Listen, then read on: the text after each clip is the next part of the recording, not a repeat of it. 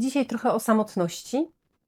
Temat trudny, ale trochę zależy dla kogo. Bo są różne typy samotności. Są ludzie, którzy samotność po prostu wybierają, mają swoje powody, po prostu decydują się na taki sposób życia i w takich okolicznościach czują się szczęśliwi.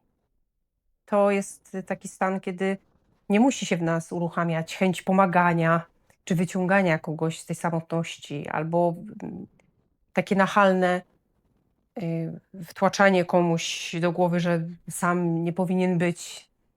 Są tacy ludzie. E, Częste to jest zjawisko wśród introwertyków, albo wśród ludzi wysoko wrażliwych, albo wśród ludzi, którzy doświadczyli czegoś trudnego w relacji i mają takie postanowienie. I w ten sposób decydują się żyć.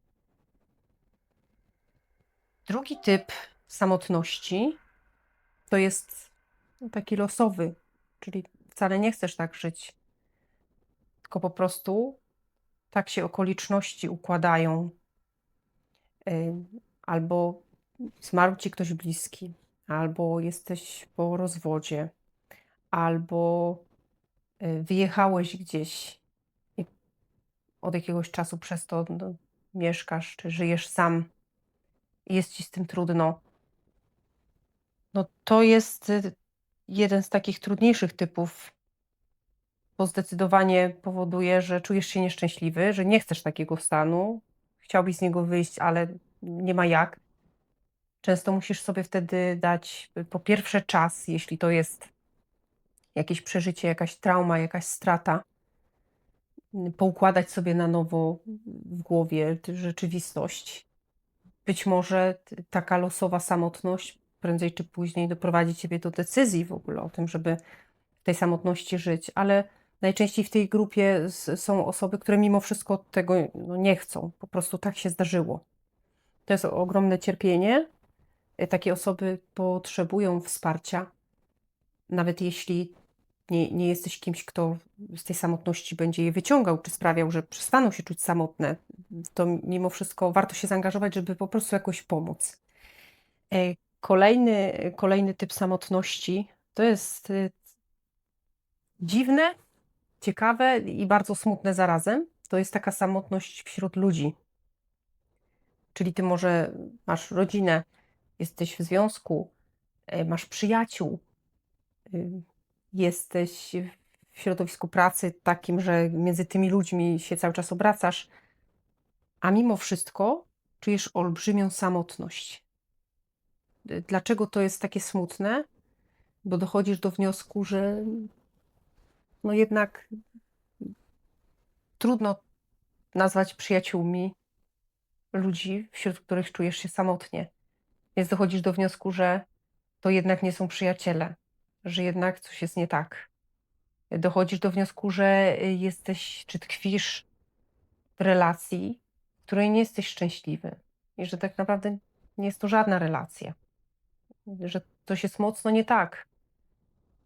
To jest takie potężne poczucie pustki, mm, i takiego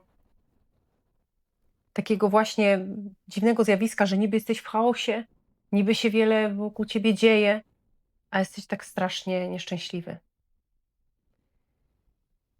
I ostatni rodzaj to jest taka samotność wewnętrzna. Ona często dotyka osoby, które mało się zastanawiają nad swoim życiem, nad swoimi emocjami. Tak jakby trochę tracą kontakt ze swoim wewnętrznym ja, z taką refleksją nad swoją codziennością, swoim rozwojem, co jest potrzebne naturalnie człowiekowi. I z tego należy wychodzić. Trzeba wejść w taką trochę relację z samym sobą, siebie rozumieć, siebie też potrafić docenić i zauważyć plusy i te dobre cechy i talenty, które mamy. I teraz jak patrzymy na te wszystkie typy samotności, to zadajemy sobie takie pytanie, no to jest to coś dla człowieka naturalnego, czy mimo wszystko nie? No i chcę powiedzieć, że nie, bo jesteśmy tak skonstruowani, że potrzebujemy relacji. I teraz w tym pierwszym typie, gdzie ta samotność jest z wyboru, no to jest samotne, samodzielne życie, czy że decydujesz się, że nie chcesz wchodzić w związek, czy nie chcesz zakładać rodziny, w porządku.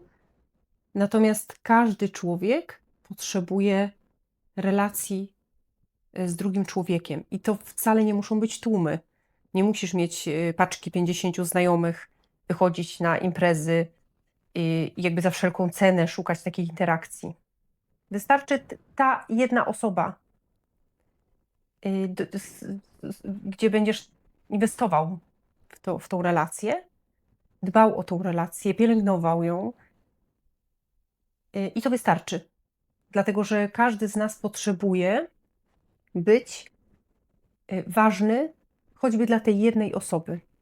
Że ty, twój los, twoja codzienność jest dla kogoś ważna. Twoje zdrowie, twoja kondycja, to jak się masz, jest chociaż dla jednej osoby ważna i ma znaczenie.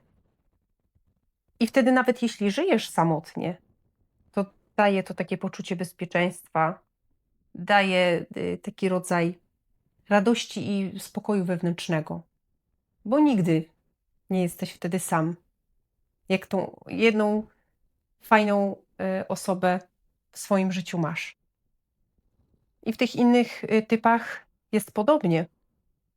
Jeśli dotknął cię taki los, jakaś trauma, potrzebujesz czasu, żeby z niej wyjść, ale daj sobie taką opcję, żeby nie być tak zupełnie sam. Nie zamykaj się tak całkowicie na świat i na wszystkich ludzi. Co do samej właśnie takiej ważności, to nie szukaj ilości, tylko patrz na tą jakość. Poświęć się tej jednej relacji i ją pielęgnuj, a właśnie nie uciekaj w drugą stronę, że w takim razie z tej samotności teraz będziesz poszukiwał 40 znajomych i z wszystkimi próbował jakoś tam ten kontakt mieć, bo to tak nie zadziała. Więc tą relację tak układaj sensownie i tą samotność swoją również. Niech to będzie w tobie takie świadome, że nie daj się wpędzić w takie poczucie, że jesteś ofiarą losu, tylko świadomie tą samotność przeżywaj, nazywaj, który to jest typ. I zatroszcz się o to, żeby jakoś ją przeżyć. Jeśli potrzebujesz wyjść z traumy, no to żeby ten ktoś cię wspierał. Jeśli chcesz żyć samotnie, no to żeby mieć tą jedną osobę, która jest i czuwa, bo to jest bardzo potrzebne.